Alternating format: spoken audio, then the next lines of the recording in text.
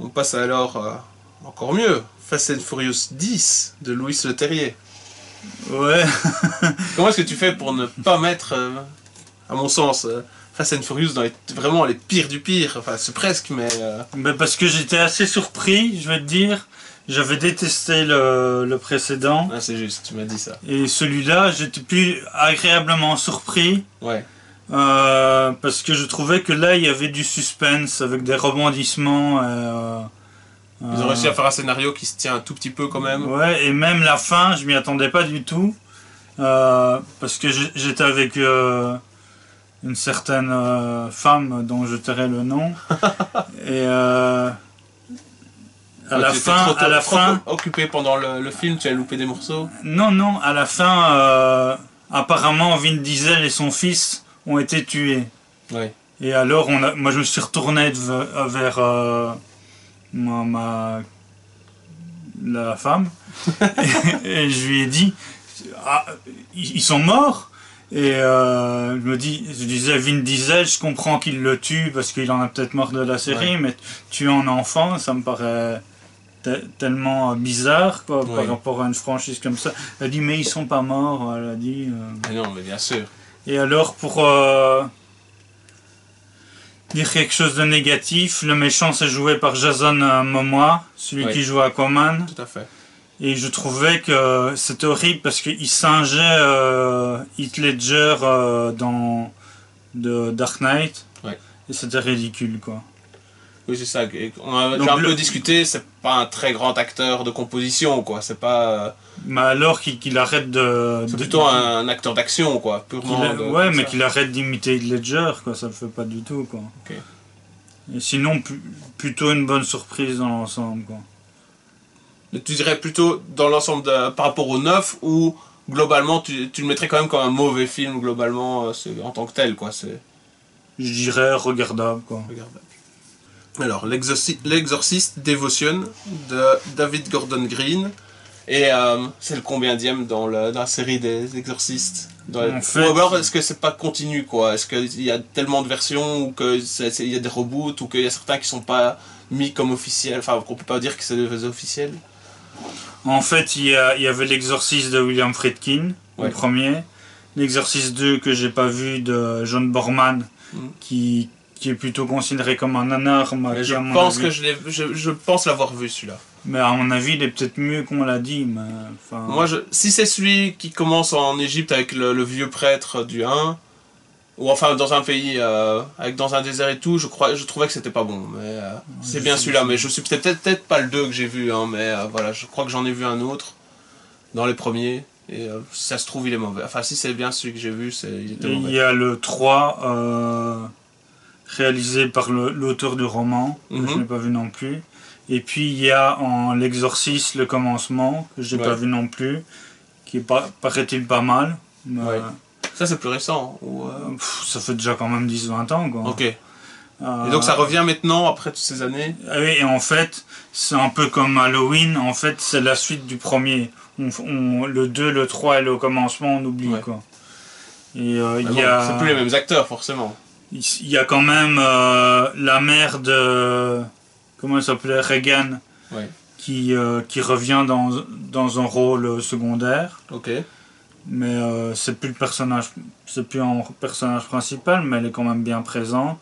Parce qu'on fait appel à elle comme spécialiste des exorcismes. Et il y a Regan qui revient à la dernière scène du film. D'accord. Mais en fait, normalement c'était prévu comme Halloween de faire 1, 2, 3. Mais je crois que le film n'a pas trop marché, donc je sais pas. Ouais, pas sûr que ça continue. Ouais. Et donc le film, quel est le propos, ou est-ce que ça vaut la peine d'en parler?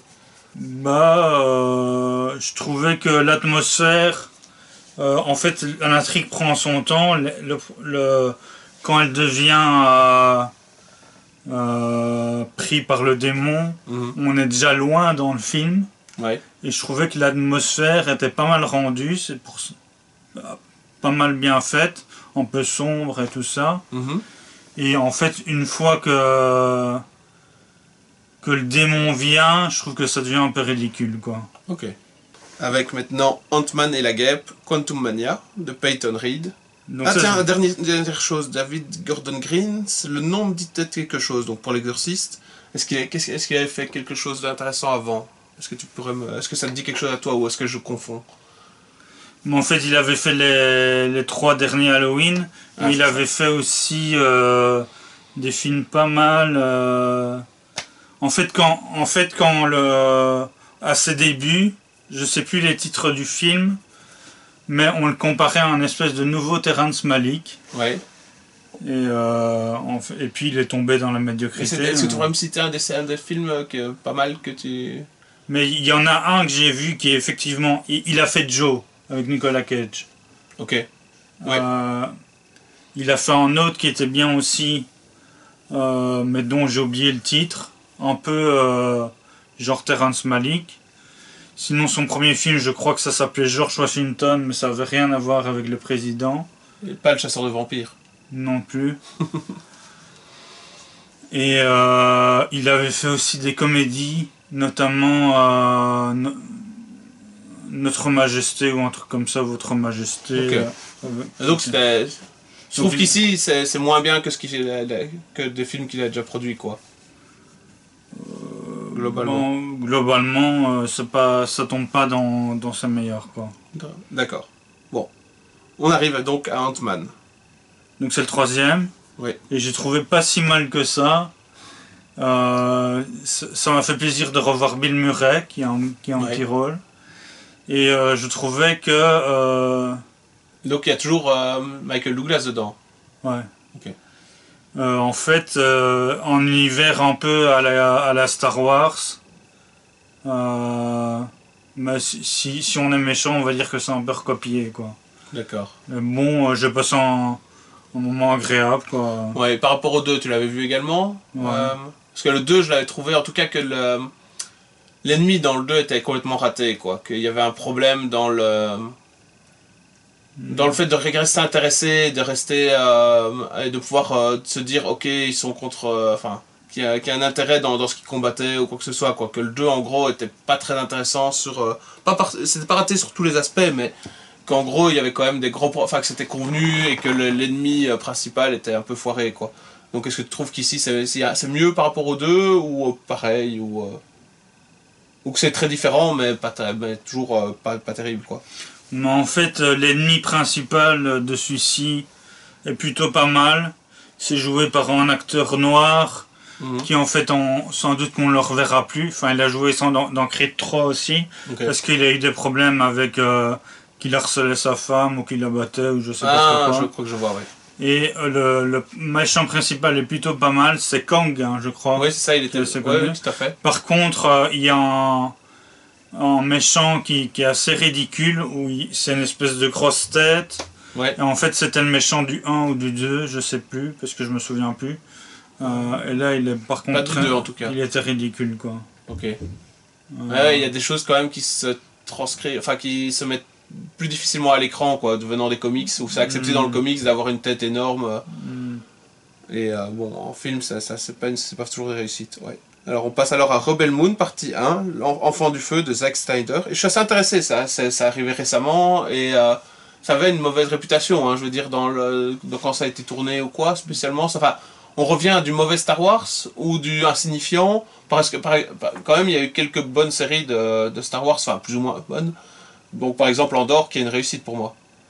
Ou tu mettrais que ça comment par rapport à l'univers étendu de Star Wars, par rapport au Mais film, ça n'a rien à voir avec Star Wars, hein. Ah, Rebel Moon. En fait, Zack Snyder l'avait proposé pour faire partie de Star Wars et ils ont refusé.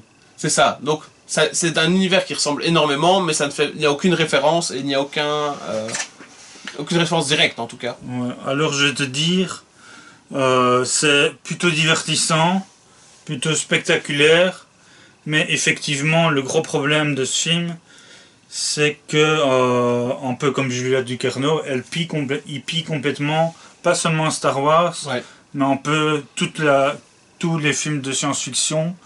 Et en fait, je veux dire, en voyant ça, ça m'a fait un peu penser à ce qu'a fait Luc Besson avec Valérian, quoi. Ouais.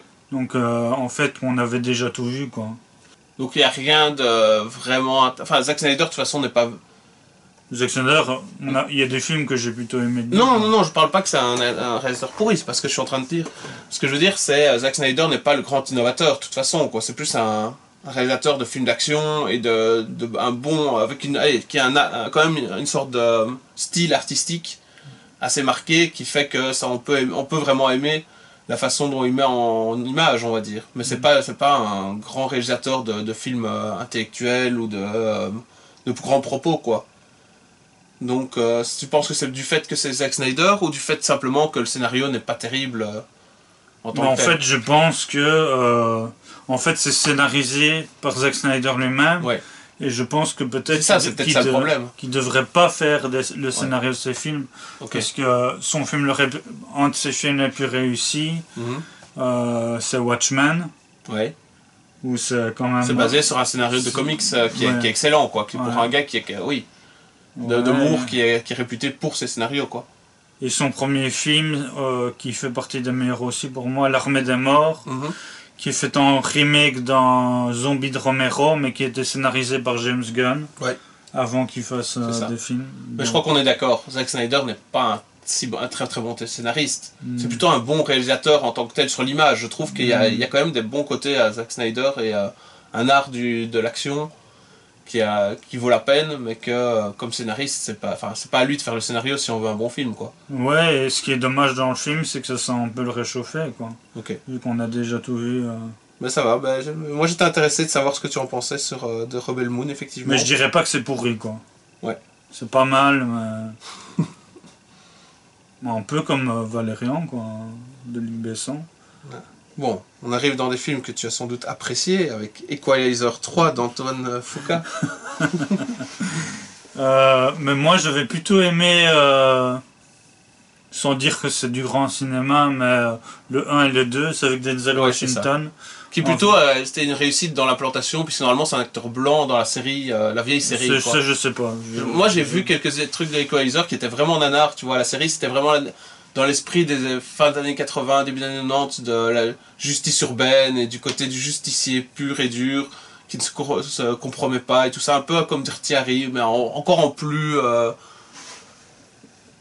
esprit presque peut-être limite fasciste, quoi, la police ne suffit pas, il faut flinguer tous les criminels, quoi. Il y a cet esprit-là, et je crois que ça a été changé pour le film, hein, parce que c'est plus acceptable maintenant, quoi, mais ou en tout cas pas acceptable de façon grand public, mais que c'était un acteur blanc et il y avait un côté personnification, quoi, c'était le héros. Est-ce que je crois que Denzel Washington d'une certaine manière a plutôt bien pris le rôle, quoi. Ouais, mais je trouvais qu'il était quand même moins bon que les précédents. Ouais. Enfin, j'ai moins. Peut-être que ça commence à sentir aussi le réchauffé, quoi. Ouais, mais j'allais dire. Tu as mis aussi le John Wick 4 bien plus haut quand même dans ta liste, hein, bien meilleur selon toi. Ouais, un peu meilleur. Attends, je sais plus où tu l'as. Oui, un peu meilleur quand même dans ta liste, donc déjà sans doute dans les bons films. Mais moi je dirais qu'il n'y a peut-être pas le même phénomène que pour les John Wick, c'est-à-dire quand tu prends des films d'action basés sur une personne qui est censée être le héros ultime, un peu qui survit à tout malgré des dizaines d'assaillants, de tirs, de combats d'armes à feu et tout. Donc c'est-à-dire que t'es déjà dans l'improbable, quoi. Et quand tu fais ce film-là et que tu le répètes, c'est-à-dire que tu fais 2, 3, 4, etc., tu fais une série de ça, est-ce que c'est pas d'office, en fait, très difficile de rendre ça intéressant sur le renouveler et de rendre ça vraiment... sauf si tu rentres dans le côté, peut-être pas comique, mais dans le côté parodie de soi-même ou presque, puisque il y a un côté quand même...